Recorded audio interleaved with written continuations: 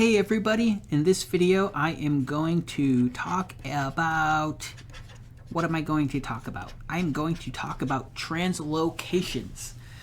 So translocations, what are they? Let's start with some simple translocations. So here in this diagram, what I have is two chromosomes. These are not homologous chromosomes. I've labeled them with A through D for this one over here. So these A through D, they're just segments of the chromosome. They don't refer to individual genes. But when we're talking about translocations, we want to be able to point out, certain segments of chromosomes so we can show how they're being rearranged during the translocation. So over here we have segments K through O. So, so there we have two non-homologous chromosomes. And essentially what happens during a simple, we're going to call this a simple translocation. And we can even specify a terminal. This is a terminal translocation. Essentially, what that means is a fragment from one chromosome is transferred to the end of a second chromosome. So here we have this fragment of A being transferred to the end of this chromosome and being attached to the O end there. So as a result, we have something like this. Okay, so this is the translocation on this chromosome right here. And this one right here, it's lost that part of A, the A segment. So another simple translocation is called an interstitial translocation. Another name for this is an intercalary translocation. So that's where part of one chromosome is transferred to within the arm of a second chromosome. So here we have the same chromosomes, the same pair of non-homologous chromosomes diagrammed. And what I'm showing you here is that we have two breaks, which we're going to be able to use to transfer this B segment down here into the Q arm of the green chromosome, and the end result is something like this. Okay, we have the intercalary translocation. We have the B segment over here now in this chromosome. Okay, so those are two types of simple translocations. Now, we can also have reciprocal translocations. And with a reciprocal translocation, what that means is two different chromosomes, they exchange DNA. So using the same pair of non-homologous chromosomes, our blue and green chromosomes here, we have a break here and a break here, and what is going to happen is these are just going to be exchanged. Okay, so we have the reciprocal translocation here, and we have these two translocation chromosomes with now D over here on the green chromosome and K over here on the blue chromosome. Okay, that's an example of a reciprocal translocation. Now, funny things happen during meiosis with translocations. So, okay, I have this diagram already made for us. On the left, what we're looking at, let's say, is a normal individual. Let's say, let's say a human. So a human with no translocation chromosomes, and I have two pairs of homologous chromosomes diagrammed. Chromosome 1 up here, and chromosome 2 down here. Now, we can see humans are diploid, right? Okay, so we've got two of each chromosome, and we have segments A through D over here, A through D over there, and K through O over here, K through O over there. Now, when we're talking about translocations, sometimes it can get confusing, you know? So if we have part of chromosome 1 move over to chromosome 2, well, what do we refer to that new translocation chromosome? What do we call it? Do we call it a translocation of chromosome 2, or is it a translocation of chromosome 1? How do we define these things? So to keep track of these things, I'm going to suggest is we look at the centromere. So where did the centromere come from? So this is a centromere of chromosome 1, of a normal chromosome 1. So I'm going to call this centromere N1. And this centromere over here, it's normal. It's of chromosome 1. So I'm going to name that one N1 also. And how about these down here? Okay, these are normal chromosomes. They're chromosome 2. So these are centromeres of chromosome 2. I'm going to name these N2. Okay, so that's going to become more important and useful for when we look at the diagram on the right. So this right here is going to be our example of a translocation heterozygote. Okay, so what is a translocation heterozygote? So a translocation heterozygote is an individual that has, a normal chromosome and a translocation chromosome as part of its genotype. So in this case, okay, let's take a look at chromosome 1. So we have a normal chromosome 1 over here, and the translocation chromosome 1 over here. So I named this one N1 because this is chromosome 1. This is the centromere of chromosome 1. It's normal, so I'm naming it N1. This one over here, so this is the centromere of chromosome 1. How do we know that? Well, it's blue around there, right? And I've been coloring the blue chromosomes, or the chromosome 1 chromosomes blue. So this is the centromere for chromosome 1. But this is a translocation chromosome, right? Because we can see we have the green here. And this is going to be a part of chromosome 2 that has moved over to chromosome 1. So I'm going to label this one T1. T for translocation chromosome 1 because the centromere has originated from chromosome 1. So down here we have a normal chromosome 2. So I'm naming the centromere N2. And over here, okay, we have another translocation chromosome. So this is the centromere that goes with chromosome 2. How do we know that? Well, it's green around there. So this centromere is the chromosome 2 centromere, so I'm going to label it 2 right here. And because this chromosome involves a translocation, I'm going to label it T2. Okay, so this translocation heterozygote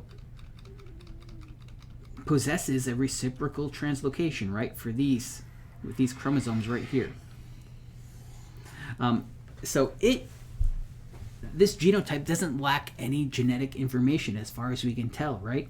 Because we have copies of N and O over here.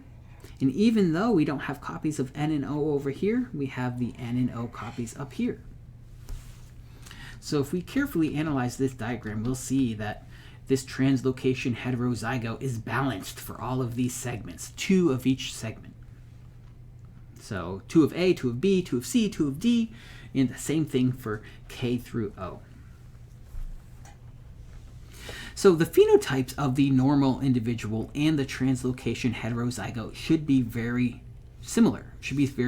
Of course, unless these translocation breakpoints occurred like in a gene. As long as a gene wasn't disrupted, we don't expect any phenotypic differences.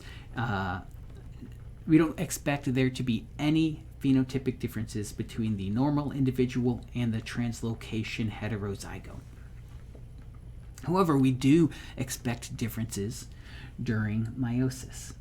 So we already know how meiosis works here, right? That's essentially what we've been talking about all semester so far. how meiosis works, it normally works in individuals with normal numbers of chromosomes and non-rearranged and non-abnormal chromosomes. So now we're going to take a look at how meiosis works in a translocation heterozygote. Okay, so here's our translocation heterozygote with a reciprocal translocation genotype. Now, one thing we should point out is, what is this chromosome 1, this normal chromosome 1, what do we expect, how do we expect that to pair? Is it going to pair with this right here, or is it going to pair with the homologous segment in chromosome 2? And the answer is it's going to, try to pair with both of these.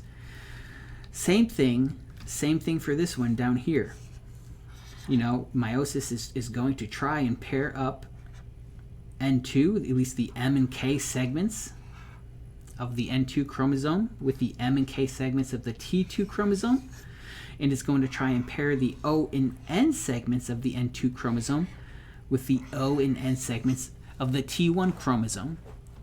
Okay, so how is that going to work? So here's one way it could happen. So here we have the normal chromosome 1, the segments of the normal chromosome 1 paired up with those matching parts. Let me see if I can zoom out a little bit so you can see the segment letters if you want. So we have N1, the similar portions of N1 pairing up with the similar portions of T1. Note that these do not align, so we don't expect those to, well, those are not similar, so we don't expect those to align during meiosis. So then we can have the similar part of chromosome 2 here, pairing or aligning with the similar part of the T1 chromosome down here. And then finally, we can get the similar parts of T2 aligning with the similar portions of N2. And that just leaves these two together, right? So now they can align. So this is the I guess, most likely way that the meiotic cell can maximize alignments between similar sequences when or within an inversion heterozygote like this. Sometimes this is called a cross structure.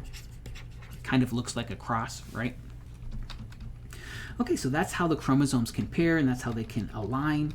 And this whole thing we expect to move to the metaphase plate, right? The microtubules will attach here and here and here and here. So one thing you might notice with this structure is we have the centromeres from chromosome 2 lined up next to each other, matched up. And we have the centromeres from chromosome 1's matched up here. And most of the time,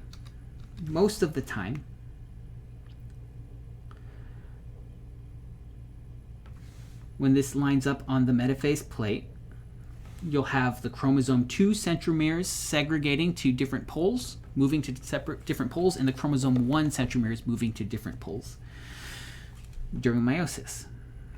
Rarely, and probably depending on the type of translocation, you can get something weird happening. I'll talk about that at the end of this video. Okay, so once we have this formed up here, once we have this structure formed and we have these chromosomes aligned on the metaphase plate, well, they can segregate in a couple of different ways. So this one, this particular segregation pattern that I have diagrammed for you, this is going to be called adjacent 1 segregation.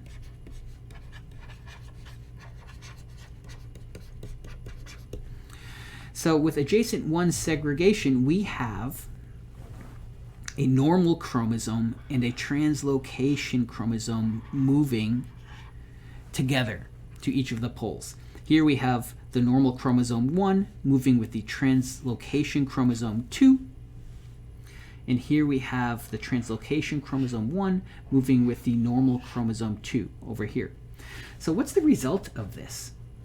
Okay, so this is how they're going to separate during adjacent 1 segregation during meiosis 1. If we followed those through meiosis 2, well, we'd end up with 2 of these, and these are identical right here, right? And so this is essentially what I just said up here, N1 with T2. So here are the gametes that result. We have N1 with T2 over here and N1 with T2 over here. I have the segments labeled here, but I don't have the segments labeled over there. They're identical. But what you can see is this is going to be a gamete, right? Let's say this is spermatogenesis. This is going to be a spermatid. This spermatid inherited single copies of A, B, C, and D. It inherited single copies of A and B, but 2 copies of C and D. It inherited single copies of M and K, but no copies of N and O. Right? Where's N and O? Oh, they're gone because of this adjacent 1 segregation. So these gametes here, they have some duplicated segments and some deficient segments. So they're deficient in 2 segments and they're duplicated for 2 segments. So if these spermatids were to fertilize a normal secondary oocyte in humans, well, it's likely that the zygote would be inviable because of these duplications and deficiencies. So these are no good. Over here we have T1 segregating with N2, and here's N2, here's T1. Again, these are identical. This is just, what is this? What is this right here? Essentially, I'm just showing you, if we followed this is meiosis, this is anaphase 1. If we followed this all the way through meiosis 2, well, we get 2 of these products right here. They're identical. And just like with the previous example, the previous 2, these 2 are also going to be duplicated for some segments and deficient in others. So take a look. What were they duplicated in?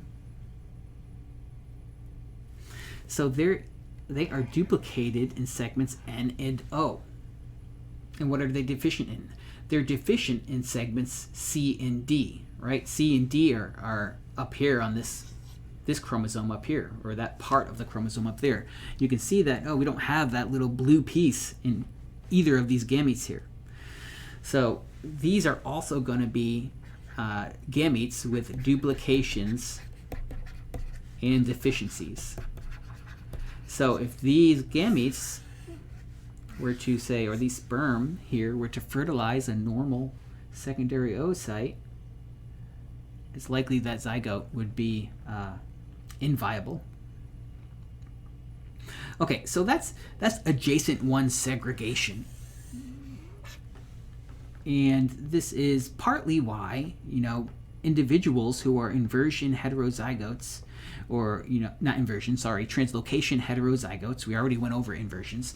Individuals who are translocation heterozygotes tend to have decreased fertility relative to individuals without those translocations.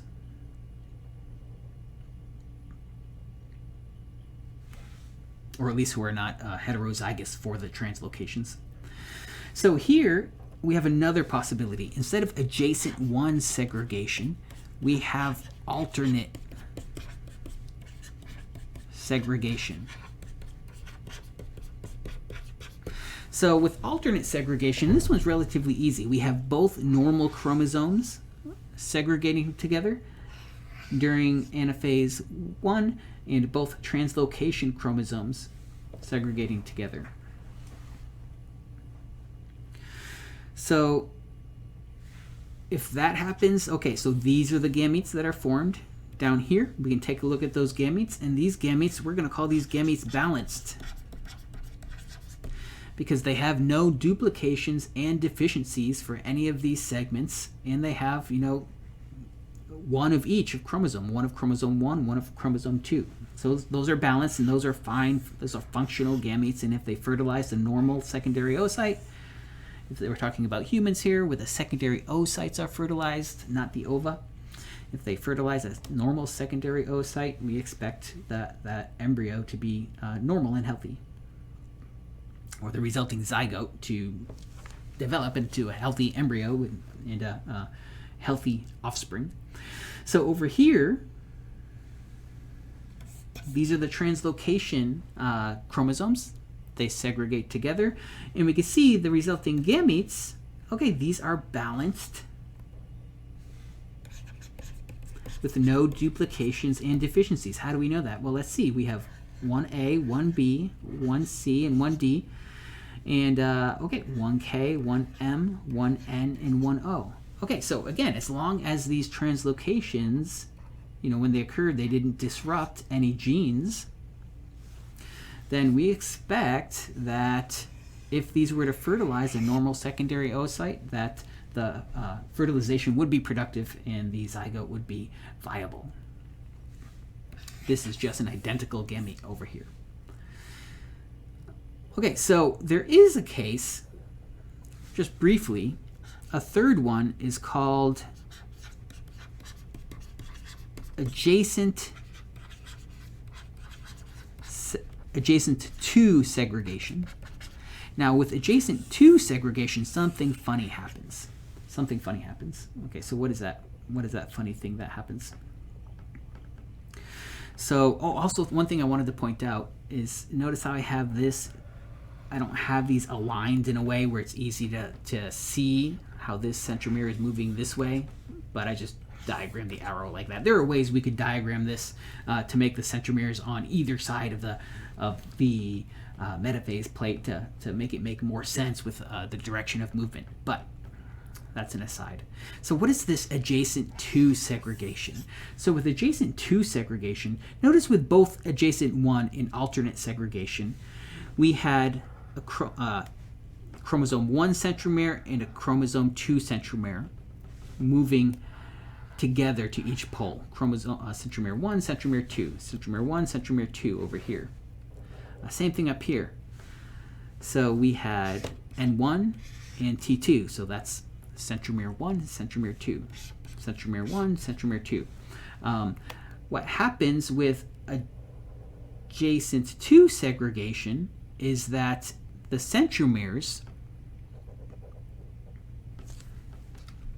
it's the easiest way. Let's see if I can take this guy right here.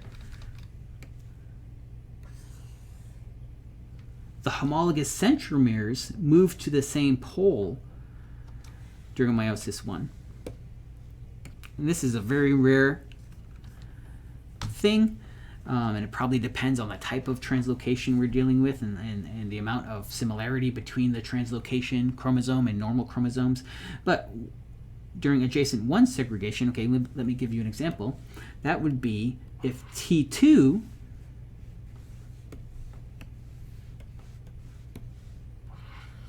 and N2 moved to the same pole. Now get it? Okay, see, both of these are homologous centromeres. So if those move to one pole, and these centromeres, these chromosomes with the centromeres for chromosome 1 both move to the same pole. So that's very strange, right? We always expect centromeres of the same chromosome to move in opposite directions during anaphase 1. But with adjacent to segregation, which is very rare, adjacent to segregation, we can have the centromeres, homologous centromeres, moving in the same direction, moving to the same pole during anaphase 1.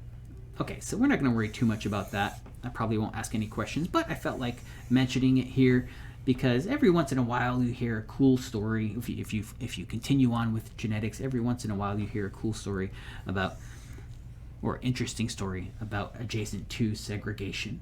And, well, that's what it means.